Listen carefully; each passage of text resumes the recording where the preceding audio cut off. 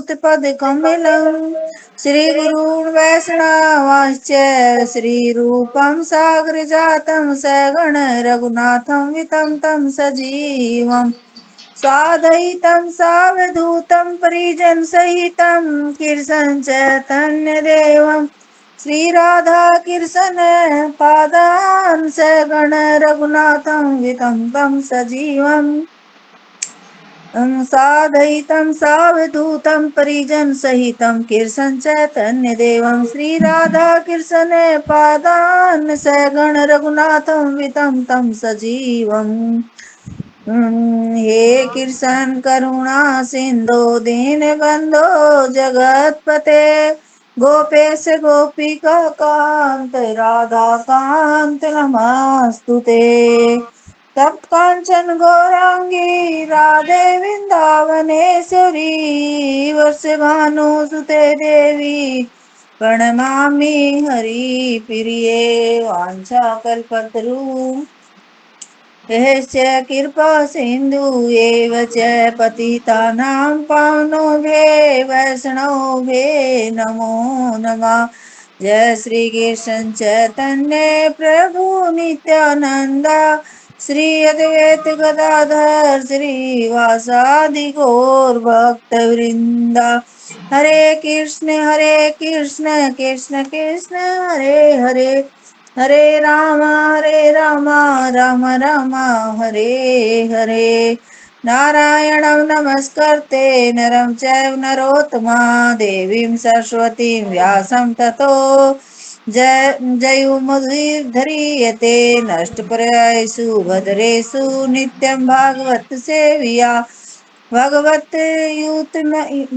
यूतं सलोके भक्तिर्भवति नष्टकी कृष्णाय वासुदेवाय देवकी नंदनाय च नन्दगोपकुमाराय गोविन्दाय नमो नमः मूकं करोति वाचलं पङ्गुं लङ्घूदघर्यते गिरि यत्कृपातमहि वन्दे परमानन्दे माधवम् हरे कृष्णा कृष्ण कृष्ण हरे हरे।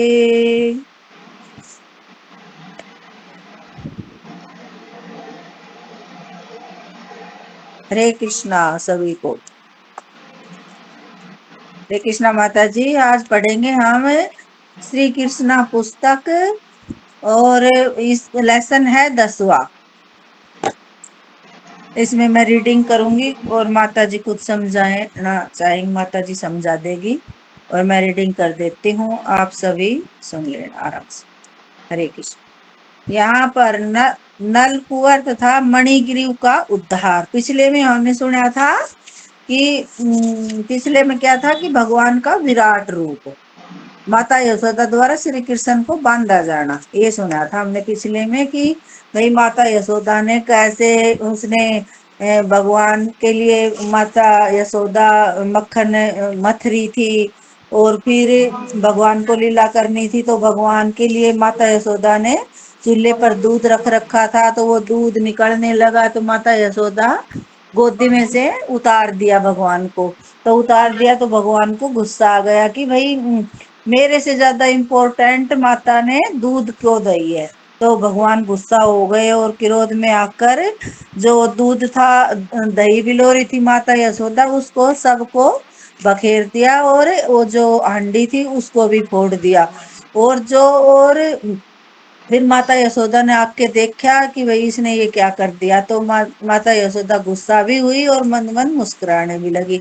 लेकिन तब फिर उसने और क्या किया कि बंदरों को भी ले आया जो और दूध मक्खन रखा था ना वो सबको हांडियां फोड़ फोड़ के और भगा दिया और बंदरों को खिला दिया। तब माता यशोदा को और गुस्सा आया। तब माता यशोदा उसको बांधने की कोशिश कर रही है लेकिन जो भगवान है वो किसी के बंधने में नहीं आते लेकिन अपने एक भगत होता है उसके बांधने में से भी बंध जाते हैं। तो ऐसे करके तो भगवान का मेन वो लीला करने का क्या था कि जो नल कुंवर था मणिगिरी का उद्धार करना था जो कि माता यशोदा के घर में वो पेड़ था तो उसका गिराना था। तो आज हम वो कथा यहाँ इसमें सुनेंगे। हरे कृष्ण।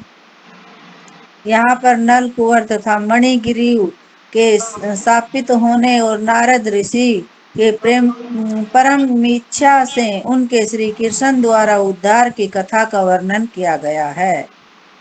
नल कुंवर तथा मणिगिरि नामक दो महान देवता भगवान शिव के परम भगत एवं देवताओं के कोषपाल कुबेर के पुत्र थे।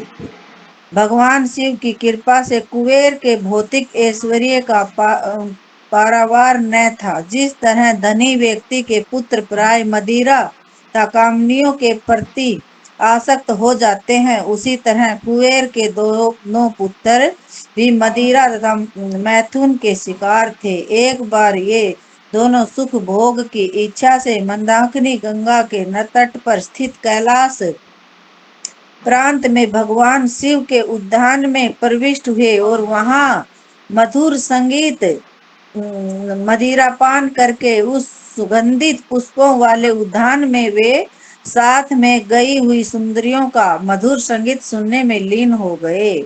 उसी मत अवस्था में ही वे दोनों कमल पुष्पों से युक्त गंगा के जल में घुसकर युवतियों के साथ इस तरह आनंद लूटने लगे जैसे कि हाथी जल के भीतर अथनियों के साथ करता है।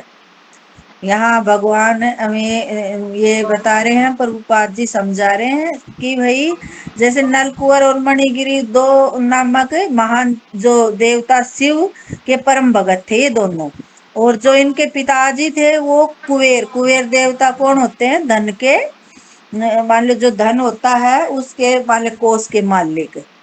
तो जो भी मान ले हम देखते हैं अपने भौतिक संसार में भी जिनके पास बहुत ज्यादा पैसे होते हैं, मान लो बाप के पास पैसों की कमी नहीं है, तो उनके ज्यादातर बच्चे बिगड़ ही जाते हैं। तो क्या है करेंगे? दारू पियेंगे, नशा करेंगे और रात को क्लबों में जाएंगे और ऐसे मान लो सारे उल्टे पुल्टे काम ही करेंगे। तो ऐसे ही जो ये नलकुंवर और मणिगिरी थे ये भगवान जो वो थे कुबेर के पुत्र थे। तो ये भी सारा उल्टा पुल्टा काम करते थे और ये वहां जो कौन सी नदी थी उसमें गए, गंगा के जो गंगा नदी थी वहां ये गए और वहां जाकर के जो युवतियां थी उनके साथ जल में स्नान करने लगे और मान लो खूब आनंद करने लगे। तो जैसे कि एक अथनी होती है तो हाथी उसके साथ कीड़ा पान करता है, ऐसे ही वो भी करने लगे उन जो सुंदरियां थी उनके साथ जल के अंदर। जब वे इस प्रकार जल क्रीड़ा का आनंद लूट रहे थे तो उधर से सहसा श्री नारद मुनि का आगमन हुआ। जैसे ही मान लो वो पानी के अंदर आनंद लूट रहे थे तो उधर से अचानक नारद मुनि का आगमन हो गया। ऐसे हमारे भी साथ होता है कई बार कि भाई जो कुछ कहीं गए हुए हैं जो वो जगह सही नहीं है तो अचानक कोई भाई हमारा रिश्तेदार आ जाए या कोई घर का आ जाए ऐसे। तो नारद मुनि आ गए तो वे समझ गए कि नल कुंवर तथा मणिगिरी दोनों देवता इतने मदोमंत हैं कि वे दोनों उन्हें आते भी न देख पाए। तो यहाँ ये बता रहे हैं नारद मुनि की जो नारद मुनि थे वो नारद मुनि उनके पास से निकल गए लेकिन उन्होंने कोई होश आवाज नहीं कि हमारे पास से कौन निकल रहा है, कौन आ रहा है, कौन जा रहा है। और ऐसे जब वो युवतियां थी उन्होंने नारद मुनि को देख लिया तो वे शर्मा के अपने कपड़े से अपने शरीर को ढकने की कोशिश करने लगी। तो ऐसे में एक मान लो प्रभु जी कई बार एक कथा सुनाते हैं, जैसे कि एक बार जगन्नाथ जी की यात्रा जा रही थी तो एक लड़का और एक लड़की दोनों इतने मान लो प्यार में वो आकर्षित हो रहा है, वो लड़का उसकी आंखों में देख रहा और उनको ये भी होश नहीं कि भाई यहाँ से जगन मान लो कोई यात्रा जारी है। तो जैसे कि हम आम जिंदगी में भी देखते हैं ऐसे कई बार, तो बोलते हैं ना कि प्यार अंधा होता है तो वो फिर एक जो प्रभु जी थे उनका नाम भी लेते हैं, पता नहीं कौन सा, मेरे वो तो याद नहीं। तो कि वो पीछे थे कि भक्तों का काम क्या होता है कि वो चारों तरफ देखते चलते हैं कि कौन क्या कर रहा है कौन क्या नहीं। तो वो पहले तो उनको देखते रहे कि भाई ये इतने मस्त हैं कि इनको ये भी नहीं पता कि यहाँ से इतना शोर शराबा मान लो हरे कृष्ण महामंत्र का कीर्तन कितनी, मान लो जब यात्रा निकलती है तो कितनी तेज होता है, लेकिन उन्होंने कोई ध्यान नहीं दिया। और फिर वो प्रभु जी थे वो वहां गए और जाके बोले, उनके आगे ऐसे ऐसे हाथ किया तो वो एकदम से बोले हाँ। बोले यहाँ से कोई कुछ गया है क्या, शोर शराबा ऐसे कुछ? बोले नहीं, हमने तो नहीं ध्यान दिया क्या गया है क्या नहीं। बोले नहीं, गई तो है, एक यात्रा सी गई है। तो बोले नहीं, हमने तो नहीं दी। बोले तुम ऐसे किस चीज में खो गए थे कि वही तुम्हें इतना भी पता नहीं कि इतना शोर शराबा। बोले मेरी जो ये प्रेमिका है इसकी आंखें इतनी सुंदर है ना, इतनी सुंदर हैं कि मैं कोई इनकी आंखों के अलावा और कोई चीज दिखाई नहीं देती। बोले इससे भी सुंदर आंखें दिखा दे तो। बोले नहीं नहीं, इससे सुंदर तो कुछ हो ही नहीं सकता, और इससे सुंदर आंखें हो भी नहीं सकती। बोला कि हम दिखा देंगे आपको, एक बार आप हमारे मंदिर में आना। तो वो बोला नहीं, मंदिर में नहीं आऊंगा, कहीं संसार में इनसे सुंदर आंखें हैं ही नहीं। बोले एक बार आप मेरे कहने से आ जाओ। बोले चलो मैं देखूंगा। तो वो ऐसे कह के और चले गए उनको प्रसाद देकर। तो चले गए, फिर जाकर के उन्होंने वो दूसरे दिन सुबह मंगल आरती होने लगी तो उनकी निगाह पीछे, पहले तो उन्होंने भगवान से खूब प्रार्थना करी कि भगवान मान ले वो एक बार आ जाए, यहाँ आ जाए। जब बोलते हैं ना कि हम मन से प्रार्थना करते हैं तो वो काम हो भी जाता है। तब उन्होंने मन से प्रार्थना करी तो वो मान लो आरती आगे होने लग रही तो मंगल आरती पे कम ध्यान और पीछे ज्यादा ध्यान कि वो आया नहीं आया, आया नहीं आया। लेकिन फिर वो देखा कि वो सबसे पीछे खड़ा था। तो उसके भगवान से धन्यवाद किया कि भगवान आपने मेरी ये बात सुन ली। और फिर जब मंगल आरती खत्म होने के बाद उसी लड़के के पास गए और जाके उनको बोले, तो वो और कुछ नहीं देख रहा। वो बोल रहे प्रभु जी, लेकिन उस पे कोई ध्यान नहीं, बस भगवान की आंखों में देख रहे। और उन्होंने प्रार्थना भी यही करी थी भगवान से कि आप आज अपनी आंखें दिखा दो उनको कि भाई आपसे सुंदर और किसी की आंखें नहीं हो सकती। तब भगवान ने उनको अपना वो आंखें दिखाई, इतनी सुंदर आंखें कि इतनी सुंदर आंखें, इतना रूप दिखाया। तो वो उस लड़की को भूल गया। तो उस लड़की को तब फिर उन्होंने, प्रभु जी ने कहा कि भाई आप को क्या इसमें दिखाई दिया। बोला आपने सही कहा था कि भाई इनसे सुंदर आंखें किसी की नहीं है, कि उस लड़की की आंखें तो कुछ नहीं थी। तो ये मान लो हम जैसे लोगों को समझाने के लिए ये कहानियां, और फिर वो बहुत ही आगे चल के बहुत अच्छा भगत बना। हरे कृष्णा माता जी, कुछ गलत बोलने हो तो माफ करना। तो आगे मैं बताती हूँ और क्या कहानी है। उन्होंने नारद की उपस्थिति की परवाह न की, अतः वे अपने शरीरों को आच्छादित नहीं कर पाए। जब नारद ने देखा कि ये दोनों मदिरा के कारण इतने पतित हो गए तो उन्होंने कल्याण की इच्छा से उन्होंने श्राप देकर अपनी हवतु की कृपा प्रदर्शित की। तो वो नारद मुनि को नहीं देखा, और ना ही नारद मुनि की, मान ली नारद मुनि की ऐसे बेइज्जती सी हुई ना, तो नारद मुनि ने उनकी मान लो फिर भी हवतु की कृपा ही करी उनके ऊपर। ये नहीं कि श्राप तो दिया, लेकिन जो भगत होते हैं ना तो वो अकेला श्राप नहीं देते, उसमें भी कुछ भलाई देखते हैं कि इनको 1000 साल के लिए मान लो ये पेड़ बन जाए। और पेड़ भी कहाँ बने, जहाँ भगवान श्री कृष्ण का जन्म हो, इस जगह का दिया कि इनको फिर भगवान के दर्शन हो साफ साफ। क्योंकि ऋषि उन पर दयालु थे, अतः वे चाहते थे कि इनका मदिरा पान तथा तृणियों की संगति का मिथ्या सुख छूट जाए और श्री कृष्ण का साक्षात दर्शन प्राप्त कर सके। अतः उन्होंने साफ देने की सोची। उन्होंने कहा कि भौतिक सुख के प्रति आकर्षण का कारण रजोगुण की वृद्धि है। भौतिक जगत में जब मनुष्य को धन तथा वैभव का लाभ होता है तो उसे सामान्य रूप से 3 वस्तुओं की लत पड़ जाती है, नशा, मधुन तथा धूर्त कीड़ा। ऐश्वर्यवान मनुष्य संपत्ति एकत्रित हो जाने के कारण गर्वित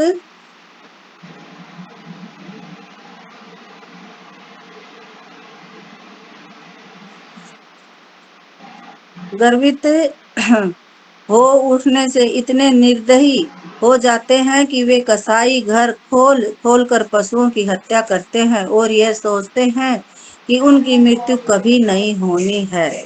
यहाँ यही बता रहे हैं कि जिनके पास मान ली धन वैभव का लाभ ज्यादा हो जाता है तो सामान्य रूप से 3 वस्तुओं की लत पड़ जाती है, जैसे नथा, मधुन, धूर्त, कीड़ा। और ऐश्वर्य मनुष्य संपत्ति एकत्रित हो जाने के कारण वे गर्वित हो उठने से इतने निर्दयी हो जाते हैं कि जैसे कि कसाई घर खोलकर वो पशुओं की हत्या करते हैं और वो सोचते हैं कि हमारी तो कभी हत्या होगी नहीं, हमारी कभी मृत्यु नहीं आएगी। ऐसे मूर्ख व्यक्ति होते, ऐसे मूर्ख व्यक्ति प्राकृतिक नियमों को भूलकर देह वासना में लिप्त हो जाते हैं। वे भूल जाते हैं कि भौतिक शरीर चाहे मनुष्य सभ्यता में उन्मत्त होकर देवताओं के पद को भी क्यों न प्राप्त हो जाए, अंत में जलकर राख हो जाएगा। बोल रहे हैं कि जो मूर्ख व्यक्ति होते हैं वे जो नियम होते हैं उनको भूल जाते हैं और अपनी देह वासना में लिप्त हो जाते हैं, अपने शरीर को ही मान लो सब कुछ समझते हैं वो हैं। और जो होते हैं जो जिनको देवताओं का भी अगर पद मिल गया ना तो भी वो ये नहीं सोचते कि ये भी मान लो देवताओं का पद भी कुछ दिन में नष्ट हो जाएगा, अंत में जलकर राख हो जाएगा। और जब तक कोई जीवित रहता है तब तक शरीर की बाह्य दशा चाहे जैसी हो, उसमें भीतर केवल मल मूत्र तथा विविध प्रकार के कीड़े भरे रहते हैं। तो यहाँ यही बता रहे हैं जब तक हमारा ये शरीर है, हमारा बाहर से चाहे कितना भी सुंदर हो, लेकिन अंदर तो सभी के वो ही चीजें हैं, मल मूत्र कीड़े मकोड़े जो भी हैं वो सब अंदर भरे हुए हैं। इस प्रकार अन्य जीवों के साथ ईर्ष्या तथा हिंसा में प्रवृत्त रहकर भौतिकवादी कभी जीवन के चरम लक्ष्य को नहीं समझ पाता और जीवन लक्ष्य को जाने बिना अगले जन्म में नरक की ओर बढ़ता जाता है। अगले जन्म में ऐसे मूर्ख पुरुष इस नश्वर देह के कारण सभी प्रकार के पाप कर्म करते हैं और वे यह भी नहीं सोच पाते कि यह शरीर वास्तव में उनका भी नहीं। सामान्यतः यह कहा जाता है कि जो शरीर को पालता है शरीर उसी का होता है। अतः मनुष्य को यह सोचना चाहिए कि यह शरीर स्वयं उसी का है या उसी स्वामी का है जिसकी वह सेवा करता है। दासों का स्वामी अपने दासों पर पूर्ण स्वामित्व जताता है क्योंकि वही उनको भोजन प्रदान करता है। तब यह प्रश्न पूछा जा सकता है कि क्या यह शरीर उस पिता का है जो इस शरीर का बीज दाता है, या माता का है जिसने अपने गर्भ में बालक के शरीर को विकसित किया है। मूर्ख लोग भौतिक शरीर तथा स्वयं को एक मानने की भ्रांति के कारण सभी प्रकार के पाप करते रहते हैं, किंतु मनुष्य को इतना बुद्धिमान तो होना ही चाहिए कि वह समझ सके कि यह शरीर किसका है। मूर्ख व्यक्ति अपने शरीर पालन के लिए अन्य पशुओं का वध करता है, किंतु वह यह विचार नहीं करता कि यह शरीर उसका है या उसके पिता का या माता अथवा नाना का है। कभी कभी पिता अपनी पुत्री को किसी ऐसे व्यक्ति को दे देता है जिससे वह पुत्री के पुत्र नाती को अपने पुत्र रूप में पुनः प्राप्त कर सके। यह शरीर ऐसे बलवान व्यक्ति का भी हो सकता है जो उससे जबरन कार्य करा ले। कभी कभी दास का शरीर किसी स्वामी को बेच दिया जाता है और उस दिन से उसका शरीर स्वामी का हो जाता है और जीवन के अंत में वही शरीर अग्नि को का हो जाता है। क्योंकि शरीर, माता जी सभी को समझ में आ रहा है, हाँ आ रहा है। अग्नि को समर्पित कर दिया अरे माता जाता जी, है। आ रहा है माता जी। ठीक है माता जी, धन्यवाद। और वह जल कर राख हो जाता है।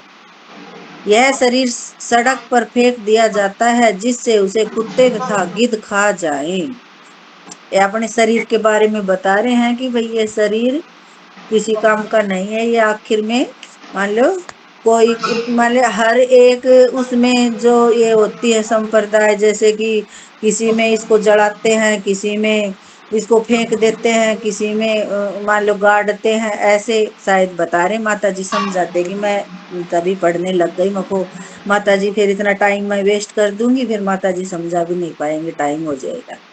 नहीं समझा लो माता जी, शरीर, मैं शायद मुश्किल आ पाऊंगी, आप समझा लो अच्छे से। ठीक है माता जी मेरे को इतना कहाँ आता है। ठीक ठीक है ठीक शरीर, शरीर पालन के लिए सब प्रकार के पाप करने के पूर्व मनुष्य को यह जान लेना चाहिए कि यह शरीर किसका है। अंतगतवा यही निष्कर्ष निकलता है कि शरीर भौतिक प्रकृति का प्रतिफल है। अंत में यह प्रकृति में मिल जाता है। अतः निष्कर्ष यह निकलता है कि शरीर प्रकृति का ही है। मनुष्य को भूल कर भी यह नहीं सोचना चाहिए कि यह शरीर उसका है। झूठा स्वतत्व जताने के लिए भला मनुष्य हत्या क्यों प्रवृत्त हो। शरीर पालन के लिए वह निर्दोष पशुओं का वध क्यों करे। ये अपने शरीर के लिए बता रहे हैं कि ये शरीर पालन के लिए सब प्रकार के पाप करने के पूर्व मनुष्य को ये जान लेना चाहिए कि ये शरीर किसका है। कि उसको ये नहीं सोचना चाहिए कि मान ले ये शरीर मेरा है, ये शरीर मान ले अपना नहीं है, ये भगवान का दिया हुआ ही है ये शरीर, और ये आखिर में प्रकृति में मिल जाएगा। जब मनुष्य ऐश्वर्य की झूठी प्रतिष्ठा में पागल होता है तो वह किसी प्रकार के नैतिक उपदेश की परवाह न करके मदिरा, परमदा तथा पशुवध में प्रवृत्त हो जाता है। ऐसी स्थिति में गरीबी का मारा पुरुष ज्यादा अच्छा होता है, क्योंकि गरीब व्यक्ति अपने आप को अन्य जीवों के परिप्रेक्ष्य में सोचता है। यहाँ गरीब आदमी के लिए बता रहे हैं, इससे अच्छा तो गरीब होता है जो मान ले वो और जो जीव होते हैं उनको अपने बराबर समझता है, लेकिन जो पैसे वाले होते हैं वो जीव को जीव नहीं समझते। गरीब व्यक्ति प्राय अन्य जीवों को हानि नहीं पहुंचाना चाहता, क्योंकि वह सरलता से समझ सकता है कि जब उसे कोई घाव पहुंचाता है तो उसे पीड़ा होती है। अतः नारद ऋषि ने सोचा कि क्योंकि नल कुंवर तथा मणिगिरी नामक दोनों देवता झूठी प्रतिष्ठा से अंधे हैं, अतः उन्हें ऐश्वर्य विहीन अवस्था में रख दिया जाए। ये यहाँ नारद मुनि बता रहे हैं, ये सब बातें उनके लिए बोल रहे हैं जो नल कुंवर और मणिगिरीव हैं, जो देवता के पुत्र हैं। तो इन देवताओं की जो ये झूठी प्रतिष्ठा है कि हमारे पास इतना कुछ है, तो इसलिए उनको ऐश्वर्य विहीन बना के और पेड़ बना दिया। जा तन लागे सोई तन जाने, एक बुद्धिमान गरीबी की हालात में रहकर कभी नहीं चाहता कि अन्य कोई इस अवस्था को प्राप्त हो। सामान्य रूप से यह देखा जाता है कि जो गरीबी से उठ कर धनी बनता है वह जीवन के अंत में कोई ना कोई दातव्य संस्था बना जाता है। तो यहाँ ये बता रहे हैं कि जो गरीबी से ऊपर उठकर जब धनी बनता है तो वो कुछ ना कुछ अच्छा काम करेगा जरूर। भी वो जो अपनी जो गरीबी के दिन निकाले थे वो कभी नहीं भूलता, और वो दूसरों के लिए हमेशा ये सोचता है कि मैं भी एक दिन ऐसा ही था। तो वो हमेशा अच्छे काम ही करेगा और ना जीवों की हत्या करेगा। गरीब व्यक्ति गर्व से बहुत कम ही फूलता है, प्राय वह सारे उन्माद से रहित होता है। ईश्वर की कृपा से उसे जो कुछ भी अपने निर्वाह के लिए मिल जाता है उसी से वह संतुष्ट रहता है। यहाँ ये बता रहे हैं कि जो गरीब व्यक्ति होता है वह गर्व नहीं करता कभी भी, और ना ही उसमें उन्माद होता है कि भाई घमंड होता है, और वो जो कुछ भी मिलता है वो भगवान की कृपा समझता है उसमें कि भाई ये सब भगवान की कृपा से ही मुझे मिला है, और अपना जीवन निर्वाह कर लेता है अच्छे से और उसी में संतुष्ट रहता है। गरीब की अवस्था में रहते जाना एक प्रकार की तपस्या है। गरीबी की अवस्था रहना एक तपस्या है ये भी। अतः वैदिक संस्कृति के अनुसार ब्राह्मण लोग भौतिक ऐश्वर्य की झूठी प्रतिष्ठा से बचे रहने के लिए प्राय गरीब बने रहना चाहते हैं। कि जैसे कि यहाँ ब्राह्मण के लिए बता रहे हैं कि जो वैदिक संस्कृति के जो ब्राह्मण होते हैं वो कभी धन जोड़ने की इच्छा नहीं करते, बस वो ऐसे भिक्षा मांग के लाते हैं और अपना गुजारा कर लेते हैं। भौतिक संपन्नता संस्कृति के अनुसार ब्राह्मण लोग भौतिक ऐश्वर्य की झूठी प्रतिष्ठा से बचे रहने के लिए प्राय गरीबी बने रहना चाहते हैं। भौतिक संपन्नता में उन्नति होने से प्राप्त झूठी प्रतिष्ठा आध्यात्मिक उत्थान के लिए सबसे बड़ा अवरोध है। कि मान लीजिए जिसके पास धन हो जाएगा तो उसके जो भगवान के लिए जो होता है ना मन में भाव वो कम हो जाता है। यहाँ यही बता रहे हैं इसमें। गरीबी का मारा व्यक्ति अधिकाधिक खाकर जरूरत से ज्यादा मोटा नहीं बन सकता। जो गरीब आदमी होता है तो वो अपने हिसाब से खाता है, ज्यादा खा खा के मोटा नहीं होता। और आवश्यकता से अधिक न खा सकने के कारण उसकी इंद्रियां अत्यधिक चंचल नहीं रहती। जब इंद्रियां अधिक चंचल नहीं होती तो वह हिंसक भी नहीं बन सकता। तो यहाँ यही बता रहे हैं कि जो गरीब आदमी होता है तो उसकी इंद्रियां सीमित होती हैं। वो मान ले इतना बाहर का जैसे मांसाहार वगैरह ये कुछ नहीं खाता, सादा खाना खाता है, तो उसकी इंद्रियां भी चंचल नहीं होती। तो चंचल नहीं होएंगी तो वो गलत काम नहीं करेगा।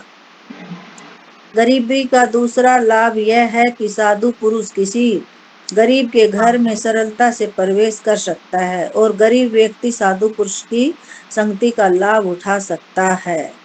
यहाँ यही बता रहे हैं कि जो गरीब आदमी होता है उसके घर में जो साधु पुरुष होते हैं वो भी खुश होके जाते हैं, कि ये नहीं कि भाई वहां नहीं जाएंगे, क्योंकि गरीबी की साधु की संगति का लाभ उठा सकता है। कि मतलब यहाँ हम भगवान को भी देख सकते हैं। जैसे भगवान दुर्योधन ने इतनी कितने प्रकार की वो मेवा बनवाई थी कि चल इस ग्वाले को मैं पसंद कर लूंगा कि इसने कहाँ खाई है, कुछ थोड़ी ना खाया है इसने, तो छाछ और वो ही खाया है, मैं मक्खन खाया। आज मैं इतनी प्रकार की मेवा बनवाऊंगा तो ये प्रसन्न हो जाएगा मेरे घर में खा के। लेकिन फिर भी भगवान उसकी सत पकवान को त्याग कर और विदुर के घर जाके और साग रोटी खाई थी।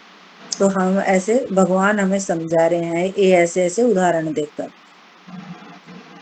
अधिक ऐश्वर्यवान व्यक्ति किसी को अपने घर में नहीं घुसने देता। जिसके पास ज्यादा ऐश्वर्य धन दौलत होता है तो वो कभी घुसने भी नहीं देता। वो मान लो गेट बंद रखते हैं। जैसे कि एक बार नारद मुनि और भगवान दोनों आए घूमते हुए, कि भगवान नारद मुनि बोले कि चलो पृथ्वी लोक पर चलते हैं भगवान।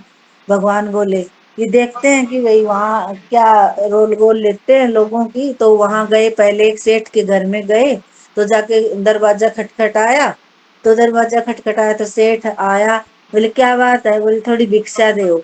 तो बोले तुम अट्टे कट्टे हो ना, कमा के खा लो, तुम्हें फ्री का चाहिए। और भगवान और नारद मुनि चले गए। वापिस हुए तो भगवान ने दोनों हाथ ऊपर करके और बोला इसके पास जितना है उससे भी 2 गुना हो जाए। तो नारद मुनि ने बोले भगवान एक तो इसने हमारी बेइज्जती करके हमें निकाल दिया है और भिक्षा भी नहीं दी, ऊपर से इसका है उसमें भी 2 गुना 4 गुना कर रहे हो आप। आपकी लीला को कौन समझे। बोले चलो और कहीं चलते हैं। तो फिर वहां गए, एक बहुत ही गरीब बुढ़िया थी, वो एक गाय रखती थी। और उसके पास गए कि माता जी कुछ खाने को मिलेगा। तो माता जी बोली हाँ आओ। तो उसने अपनी गाय के पास, एक ही छप्पर था उसके पास, आराम से खाट पे बैठाए दोनों को। और बोली मैं गाय का दूध निकाल के लाती हूँ। तो गाय का दूध निकाला, गर्म किया, ठंडा किया और फिर दोनों को पिलाया।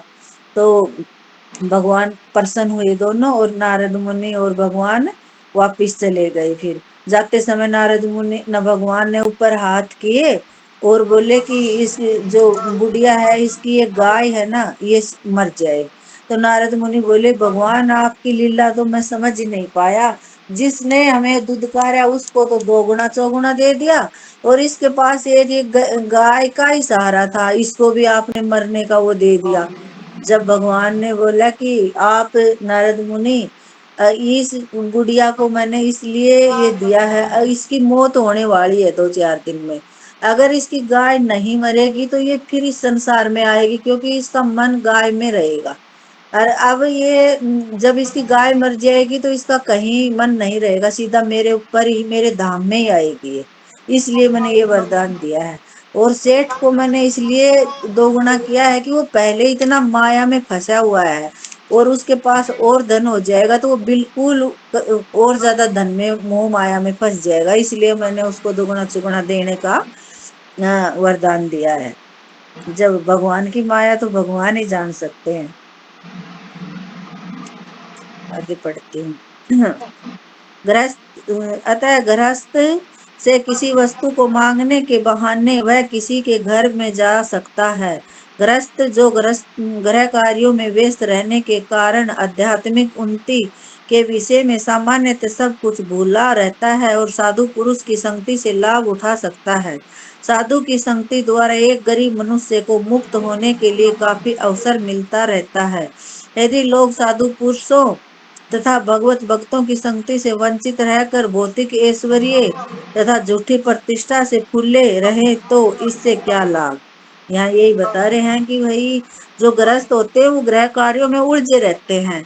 तो अगर उनके घर मान ले जो थोड़ा सा साधु पुरुष होते हैं उनके घर में चले जाएं तो वो उन्होंने भगवान की मान लो बारे में बताएंगे तो वो भी थोड़े आध्यात्मिक हो जाएंगे और भगवान के बारे में सुनेंगे। ऐसे ये बताना चाह रहे हैं। तत्पश्चात नारद ऋषि ने सोचा कि यह उनका धर्म है कि इन देवताओं को वे ऐसी स्थिति में पहुंचा दे जहां वे भौतिक ऐश्वर्य तथा प्रतिष्ठा से झूठे ही गर्वित न हो। नारद दयालु थे और वे उन्हें पतित जीवन को से उभारना चाह रहे थे, किंतु वे तमोगुणी थे और अपनी इंद्रियों को वश में न रख सकने के कारण विषयी जीवन के लिए प्रतिलिप्त थे। उन्हें इस गर्हित अवस्था से बचाना नारद जैसे साधु पुरुष का कर्तव्य था। पशु जीवन में पशु को इतना ज्ञान नहीं होता कि वह नंगा है, किंतु कुबेर तो देवताओं का कोषपाल था और एक अत्यंत उत्तरदायी पुरुष था और वह नल कुंवर तथा मणिगिरी दोनों उसके पुत्र थे। तो वे भी ऐसे पशुवत एवं लापरवाह हो गए थे कि मदोमत होकर वे यह न समझ पाए कि वे नंगे हैं। शरीर के अधोभाग को वस्त्र से ढके रहना मानवीय सभ्यता का नियम है। यहाँ यही बता रहे नारद मुनि कि भाई ये सोच रहे हैं कि जो ये देवताओं के पुत्र हैं, वैसे तो जो कुबेर था वो तो अच्छा था और मान ले अच्छा पुरुष था, मान ले अच्छा देवता था, लेकिन इनके ये बेटे हैं ये दोनों एकदम से बेकार है। तो लेकिन फिर भी मान लीजिए अपनी उसको कुछ भी नहीं समझते, उत्तरदायी नहीं समझ रहे किसी चीज के लिए और ये अपना जीवन पशुवत बिता रहे हैं। तो इनको मान ले थोड़ा सा दंड तो मिलना ही चाहिए, लेकिन मान लो वो दंड तो दे रहे हैं, लेकिन वो दंड भी इनके अच्छे के लिए दे रहे हैं। जो साधु पुरुष होते हैं वो दंड में भी कुछ भलाई देखते हैं। तो ये बता रहे हैं कि मान ले हमारे जो ये यहाँ ये कि हमें मान ले चाहे पूरा शरीर उगाड़ा है तो कोई दिक्कत नहीं, लेकिन जो हमारा बीच का हिस्सा है वो तो मान ले ढका होना चाहिए। ये नारद मुनि बता रहे हैं। तो उनको तो इतना भी होश नहीं है कि हमारा जो पूरा शरीर ही हम नंगे हैं। तो वे पशुओं से बेहतर नहीं रह जाते। अतः नारद ने सोचा कि उनके लिए सबसे उत्तम दंड यही होगा कि उन्हें जड़ जीव या वृक्ष बना दिया जाए। वृक्ष स्वभाव से जड़ अचर होते हैं, यद्यपि वृक्ष तमोगुण से आच्छादित होते हैं, किंतु वे कोई हानि नहीं पहुंचा सकते। और श्री नारद मुनि ने सोचा कि इनके लिए उपयुक्त यही होगा कि ये दोनों भाई मेरी कृपा से वृक्ष बन जाएं। यहाँ यही बता रहे हैं नारद मुनि कि भाई इनको जो ये जो भी पेड़ पौधे बनते हैं वो सब जो मान ले ऐसे होते हैं ना, जो एक नलकुंवर के जो लड़के हैं दोनों नलकुंवर हैं, ऐसे ही जो लोग होते हैं जो इंद्रियों के बस में होते हैं उन्हीं को पेड़ बनाते हैं। कि क्यों जो पेड़ होते हैं उनके पास कपड़े थोड़ी ना पहनते हैं, नंगे ही होते हैं और उनकी चेतना तो होती है उनमें, लेकिन वो संकुचित होती है। मान ले इकट्ठी जैसे कि बेहोशी की हालत में समझ लो आप, ऐसी रहती है पेड़ों में चेतना। वो किसी को मान ले नुकसान नहीं पहुंचा सकते, इनकी वो चेतना ऐसी होती है। और जो तमोगुणी होते हैं वो ही पेड़ बनते हैं, किंतु उनमें इतनी समर्थि बनी रहे जिससे वे जान सकें कि उन्हें क्या दंडित किया जा रहा है। शरीर बदल जाने पर जीव आत्मा सामान्य रूप से अपने पूर्व जीवन को भूल जाता है, किंतु विशेष परिस्थितियों में ईश्वर की कृपा होने पर वह स्मरण रख सकता है, जैसे कि नल कुंवर तथा मणिगिरु के साथ हुआ। और उनको मान ले ये पूरा स्मरण था वो पेड़ बन के भी कि भाई हमने ये गलती करी थी, तब हम पेड़ बने हैं। नारद मुनि ने इतनी उनके ऊपर कृपा कर दी।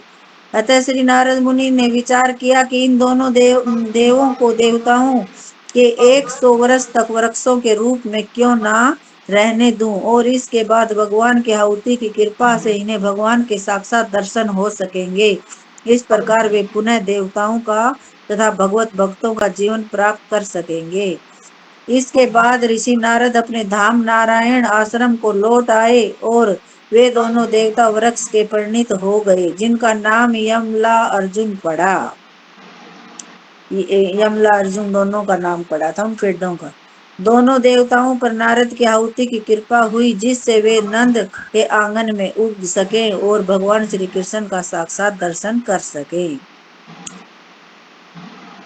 यद्यपि बालक कृष्ण काष्ठ के उलख से बंधे थे, ये मान लो काष्ठ के उखड़ से बंधे थे मतलब, किंतु वे अपने परम भगत नारद की भविष्यवाणी को पूरा करने के लिए यमल वृक्ष को और बढ़ते गए। भगवान श्री कृष्ण को ज्ञात था कि नारद उनके परम भगत हैं और उनके समक्ष खड़े यमला अर्जुन वृक्ष को वास्तव में कुबेर के पुत्र हैं। उन्होंने सोचा, अब मुझे अपने परम भगत नारद के वचनों को पूरा करना चाहिए। अतः वे इन दोनों वृक्षों के बीच के मार्ग से आगे जाने लगे। यद्यपि वे स्वयं उसी मार्ग से आगे निकल गए, किंतु काष्ठ का उखल बड़ा होने के कारण दोनों वृक्षों के बीच फंस गया। इस अवसर का लाभ उठाकर श्री कृष्ण ने उखल से बंधी रस्सी को जोर से खींचते रहे। ज्यों ही उन्होंने बल लगाकर रस्सी खींची, त्यों ही दोनों वृक्ष तने तथा शाखाओं समेत धम से पृथ्वी पर गिर पड़े। ये सब भगवान की लीला थी, उखल लीला थी कि भाई मैं ऐसे करूंगा, ये सारे जो मैंने पहले बताया था, तभी तो इनका उद्धार होगा, नहीं कैसे होगा। इन गिरे टूटे वृक्षों से अग्नि रस्त्यों ही दोनों वृक्ष तने तथा शाखाओं समेत धम से पृथ्वी पर गिर पड़े। इन गिरे टूटे वृक्षों में से अग्नि के समान प्रज्वलित 2 महापुरुष प्रकट हुए। उनकी उपस्थिति से सारी दिशाएं प्रकाशित हो उठी। वे दोनों विशुद्ध पुरुष बालक कृष्ण के समक्ष उपस्थित हुए और प्रणाम करने के लिए झुककर इस प्रकार स्तुति करने लगे। हे कृष्ण, आप आदि भगवान तथा योगेश्वर हैं। विद्वान ब्राह्मण जानते हैं कि यह दृश्य जगत आपकी उन शक्तियों का विस्तार है जो कभी प्रकट होती हैं और कभी अप्रकट रहती हैं। आप समस्त प्राणियों के जीवन, शरीर तथा इंद्रियों के आदि दाता हैं। आप शाश्वत ईश्वर भगवान विष्णु हैं, जो सर्वव्यापी हैं तथा प्रत्येक वस्तु के शाश्वत नियामक और नित्य काल है। आप इस दृश्य जगत के मूल स्रोत हैं, जो प्रकृति के 3 गुणों सत्व, रज तथा तमस के अधीन कार्य कर रहा है। आप नाना रूपधारी। कितना और है माता जी? 1.5 पेज और है, पढ़े क्या? हाँ पढ़ जी, हरे सकते कृष्ण हैं? माता जी। जैसी आप सबकी राय, अगर पढ़ना चाहते हो तो पढ़ लेना, तो फिर कल पढ़ सकते हैं, अगली बार पढ़ना पड़ेगा। पढ़ लो माता जी, टाइम उसमें दो। हाँ जी, पढ़ लो, ठीक है, ओके। आप नाना रूपधारी प्राणियों में परमात्मा रूप में निवास करते हैं और भली भांति जानते हैं कि उनके शरीरों तथा मनों के भीतर क्या हो रहा है। अतः आप समस्त जीवात्माओं के समस्त कार्यों के श्रेष्ठ निर्देशक हैं। यद्यपि आप माया के गुणों के वशीभूत वस्तुओं के बीच रहते हैं, किंतु ऐसे कलुषित गुणों से प्रभावित नहीं होते। भौतिक गुणों के वशीभूत होकर कोई भी आपके दिव्य गुणों को नहीं समझ सकता, क्योंकि वे सृष्टि की उत्पत्ति के पहले से विद्यमान थे। अतः आप परम ब्रह्मा कहलाते हैं, जो अपनी अंतरंगा शक्तियों के कारण महिमा मंडित हैं। हे वासुदेव, हम आपके चरण कमलों में सादर नमस्कार करते हैं। इस संसार में आप अपने नाना अवतारों के द्वारा ही जाने जाते हैं। यद्यपि आप विभिन्न शरीर धारण करते रहते हैं, किंतु यह शरीर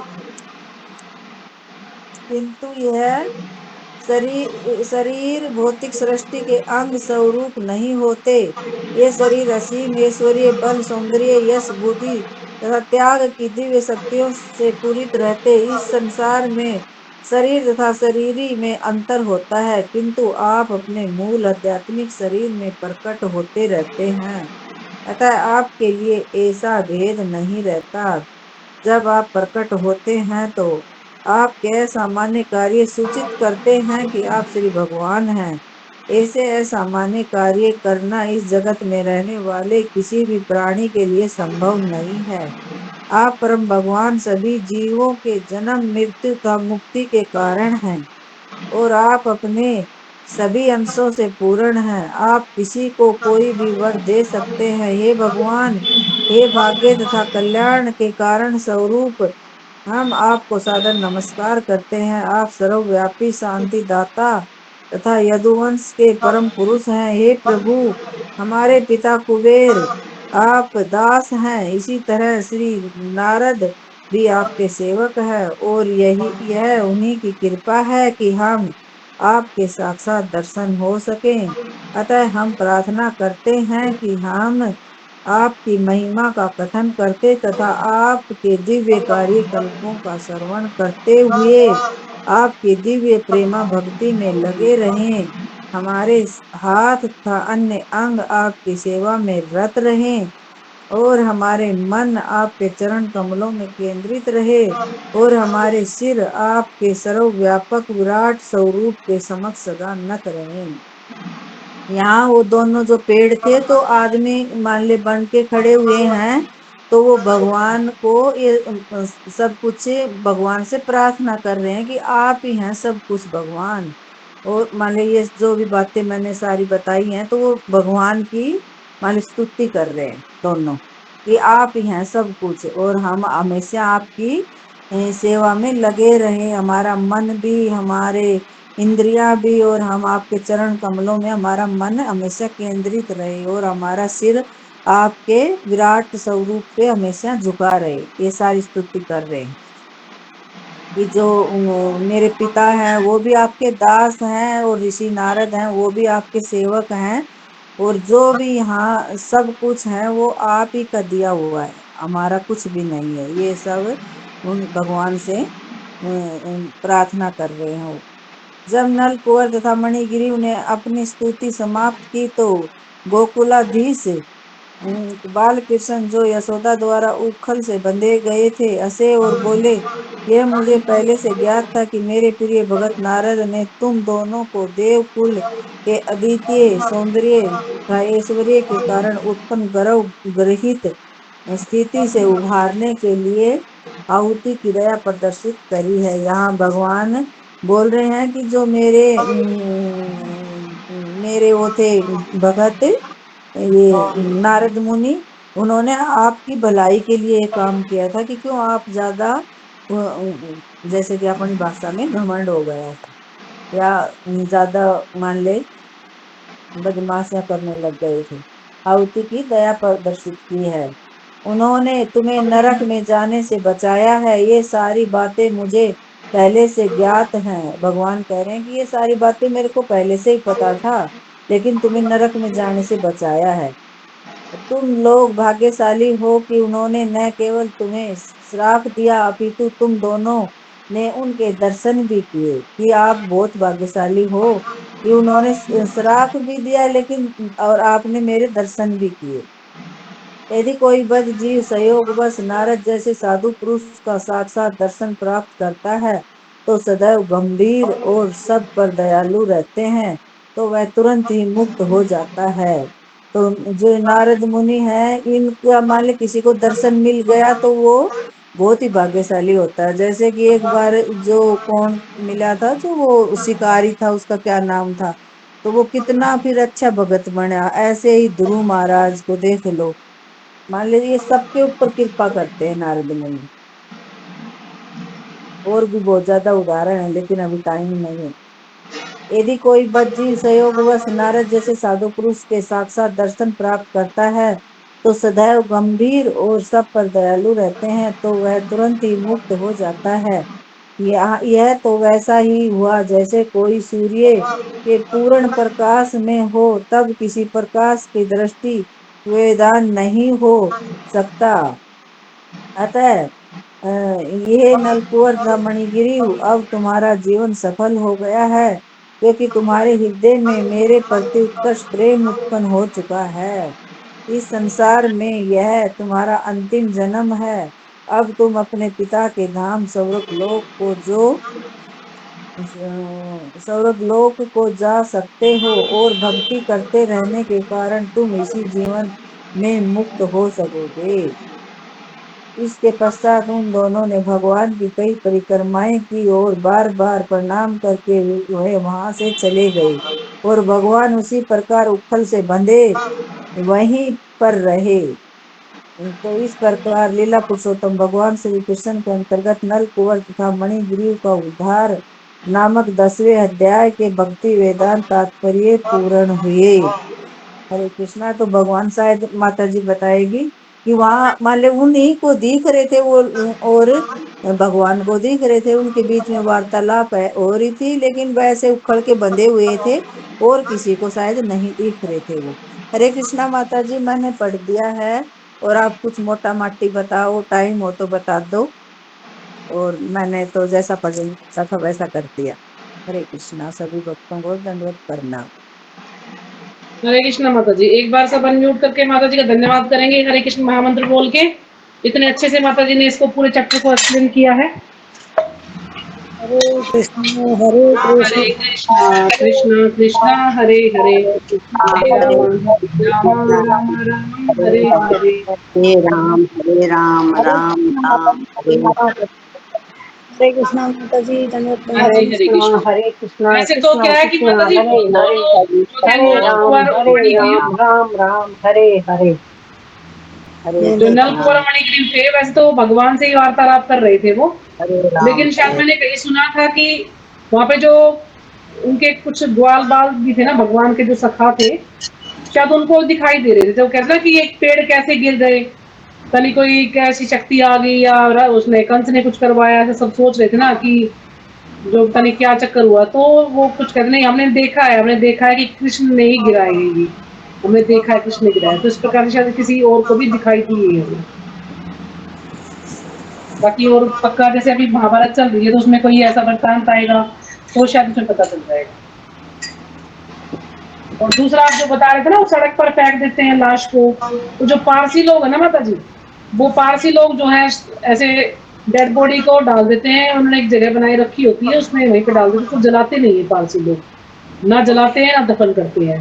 तो उसको जो चील कौवे वहां पर जो है पक्षी वो ही खा जाते हैं उस लाश को। इस प्रकार से उनका जो, उनका हाँ ये जी, कहना पारसी है लोग कि ऐसे ही ये करते हैं, हमारा पारसी लोग जो है। भी हमारा शरीर किसी का काम आए, कम से कम पेट भरने के आए, जलाने और दबाने से क्या होगा, इसलिए वो हाँ, तो इसलिए वो लोग फेंक देते हैं। हाँ। तो बाकी तो आपने बहुत अच्छे से समझाया, और तो कुछ कमी नहीं। अगर किसी को कोई बात समझ नहीं आई हो तो आप पूछ सकते हैं, हम कल डिस्कस कर लेंगे। ठीक है, ठीक है माता जी, सुन रहे हैं आप? आवाज आ रही है मेरी? हरे कृष्णा माता जी। ये माता जी। माता हाँ, तो ठीक है माता जी, फिर यहीं पे विराम करते हैं। ठीक है। सभी वांछा माता माता जी को कल्पतरुभ्यश्च धन्यवाद कृपा करेंगे। सिन्धुभ्य एव च पतितानां पावनेभ्यो वैष्णवेभ्यो नमो नमः। क्यों नमो नमः। हरे कृष्ण। क्या हो गया? ठीक है माता जी, यहीं पे विराम करते हैं। ठीक है, हरे तो कृष्ण। सही है, हाथ पाओ तो हरे कृष्णा। क्या हो गया? कल तीसरा और चौथा श्लोक करोगे ना? सब सही है। हाँ जी, कल तीसरा श्लोक करेंगे। सही है। ठीक है। ठीक है माता जी। हरे कृष्णा।